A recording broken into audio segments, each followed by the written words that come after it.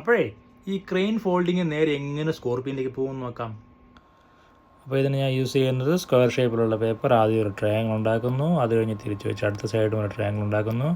എന്നിട്ട് പേപ്പർ തിരിച്ച് വെച്ചിട്ട് അതിനെ റെക്റ്റാങ്കിൾ ഷേപ്പ് ഒന്ന് ഫോം ചെയ്യുന്നു. അത് കഴിഞ്ഞിട്ട് അടുത്ത സൈഡും അതുപോലെ ഒന്ന് മടക്കിയെടുക്കുന്നു.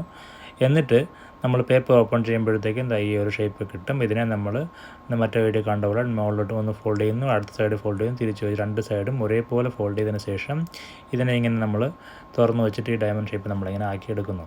അപ്പോൾ ഈ ഒരു ഷേപ്പ് നമ്മൾ രണ്ട് സൈഡിലും ഒരേപോലെ ഫോൾഡ് ചെയ്തെടുക്കുക. എടുത്തതിന് ശേഷം രണ്ട് മടക്കും ഒരുപോലെ നമ്മൾ കൃത്യമായിട്ട് മടക്കിയതിന് ശേഷം ഇതുവരേക്കും നമ്മൾ മറ്റു ചെയ്തതുപോലെയാണ്. അത് കഴിഞ്ഞിട്ടാണ് ഇനിയാണ് മാറുന്നത്. ഇനി നമ്മൾ ഇവിടെ നിന്ന് ഇതിങ്ങനെ അകത്തേക്ക് കാണുന്ന പോലെ തുറന്ന് മുകളിൽ കാണുന്ന രണ്ട് ഓപ്പണിംഗ് വരുന്ന രീതിക്ക് തുറക്കുക. തുറന്നിട്ട് അകത്തേക്ക് മടക്കിയെടുക്കുക.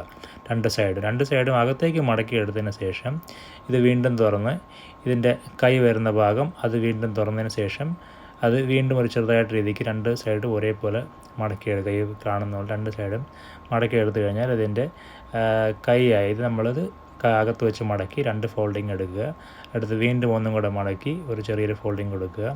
എന്നിട്ട് അതിൻ്റെ ടിപ്പ് ഒന്നും കൂടെ മടക്കിയെടുത്തതിന് ശേഷം അപ്പോൾ നമുക്കതിൻ്റെ ഫ്രണ്ട് ഇതേപോലെ കിട്ടും. എന്നിട്ട് ഇതിൻ്റെ ബാക്ക് സൈഡ് നമ്മൾ ഇങ്ങനെ ഈ കാണുന്ന പോലെ മടക്കി ഇത് ചെറുതായിട്ട് ഫോൾഡ് ചെയ്ത് അതിൻ്റെ അടിഭാഗം ഇങ്ങനെ വയ്ക്കിയതിന് ശേഷം മുകൾ ഭാഗം നമ്മൾ ഈ കാണുന്ന പോലെ ചെറിയ സ്റ്റെപ്പ് പോലെ മടക്കി എടുത്തതിന് ശേഷം അതിൻ്റെ വാല് ചെറുതായിട്ടൊന്നിങ്ങനെ ഒന്ന് ബെൻഡ് ചെയ്തെടുത്തു കഴിഞ്ഞാൽ നമ്മുടെ സ്കോർപ്പിയൻ റെഡിയായി. ഇത് ബാക്കിയുള്ള കലാപരിപാടികൾ ഷേപ്പ് ചെയ്തെടുക്കുക എന്നുള്ളതാണ് ഇപ്പോൾ ഇത്രയുള്ളതിൻ്റെ പരിപാടി. അങ്ങനെ അടിപൊളിയല്ലേ?